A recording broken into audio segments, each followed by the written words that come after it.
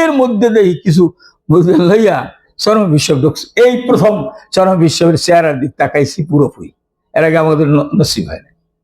মরহুম বিশ্ব একবার দেখছি, আয় কে ফল্লু চাকে গরিবা আমাদি, আয় কে ফল্লু চাকে গরিবা আমাদি আয়াতে।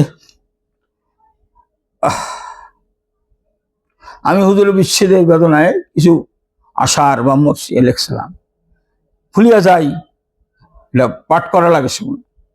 আমাদের বুজুর্গদের ব্যাপারটা একটা আমল আছে, কথা বলতে গিয়ে অন্য কথা আসলে আবার সেটা ভুলে ফেললে হবে, এই জন্য এটা মালফুজাত বলে। ধারাবাহিকতা না থাকলে কোনো সমস্যা নেই, কিন্তু জেনে রাখতে হবে কি কথা বুঝতেছেন।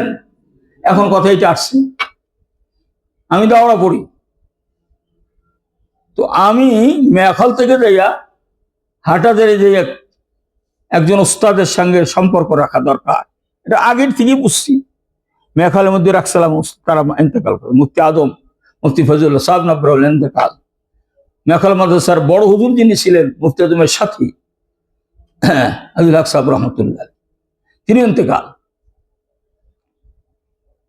তো এরপরে হাটাজারি আইসে, তো এখন কি করবো, কার সাথে তো পাই গেছি হাটাজারি বিশ্বাস মানা জমিরুদ্দিন সাহেব রহমতুল্লাহ খলিফা। কোন মানা জমিরুদ্দিন সাহেব? গাঙ্গুই রহমতুল্লাহ খলিফা। মানা জমিরুদ্দিন কে ছিলেন?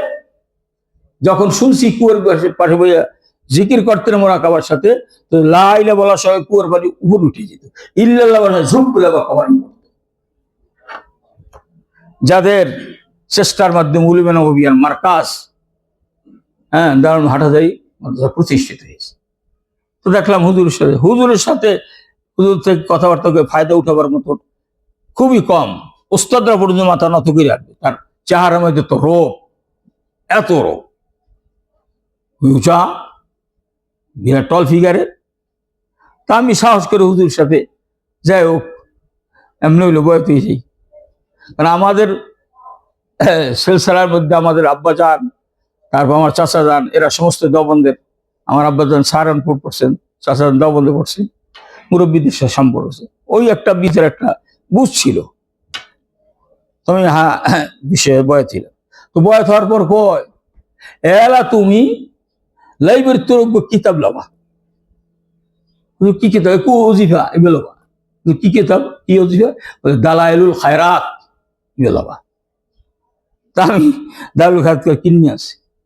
এখন দেখি কি 7 মঞ্জের এত দুরূদ শরীফ, আল্লাহ কেমন হুজুরে বলছে মহাব্বত আছে, ওইখান থেকে নিয়ে এখন তো 50 বছরের বেশি হবে।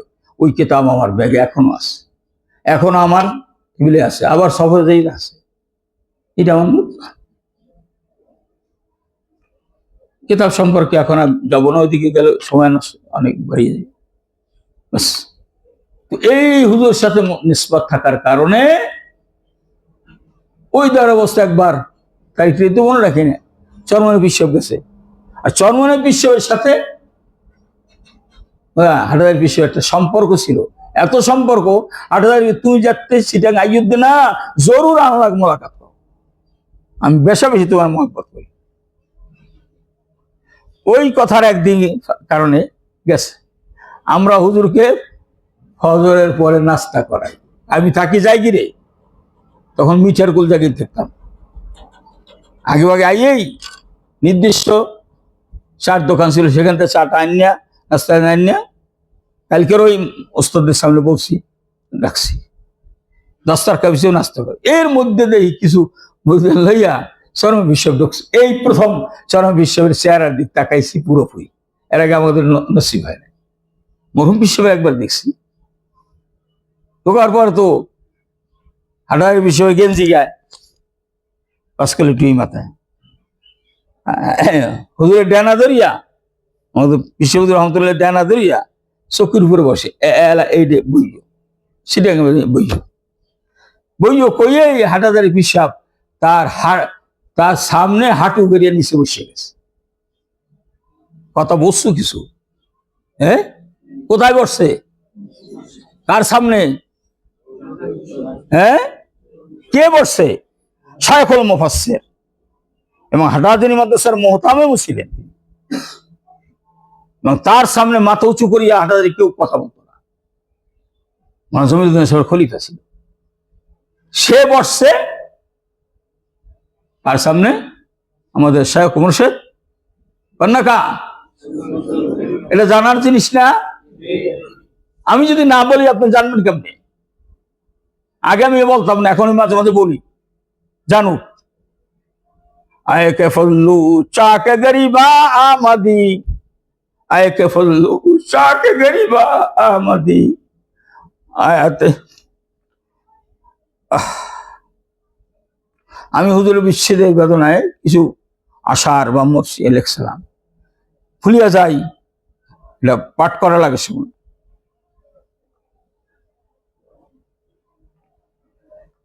যাই হোক, বসার পরে হুজুর তো আর বসতে পারে না, হুজুর দাঁড়িয়ে গেছে। হুজুর আমি তাহলে বসবো কেমনি? আমি তোর বেশি বেশি মহব্বত করছি না, ইতালে সামনে ওই তোর চেহারা দিকটা খাইম। দেখছেন? আর ছাত্ররা উস্তাদের দিকে মাথা উঁচু করে না, নিচে বই খায়, ঘুমায়। কি করেন হইল? মুফতি আজম সাহেব রহমতুল্লাহ বয়ান তো আমরা শুনলে কোথায় যেতেন, আস্তে কথা বলতো, যা বলতো তা আবার একটু লেখা কাগজে লিখতেন। তো আমরা মুখস্থ করি।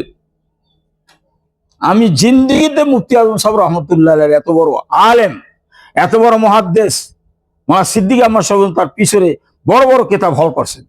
হাঁটাতে হাঁটতে হাঁটতে গেছেন, পিছনে সিদ্দিক আহমদ সাহেব খতিব আজম, হ্যাঁ, বড় বড় কঠিন কিতাব, খুনুনতের কিতাব সমস্ত পড়ছেন মুফতি আজম সাহেবের পিছে হাঁটিয়া।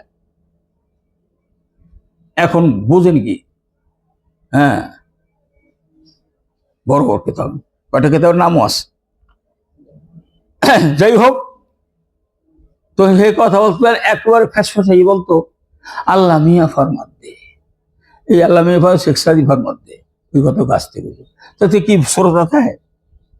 হ্যাঁ, হয়তো তোমরা আমরা থাকতাম, দেখুন যাদের কথার মধ্যে নূর আছে, নূর আলো, হেদায়েতের আলো আছে, তারা তো সেই কথার জন্য পাগল ছিল।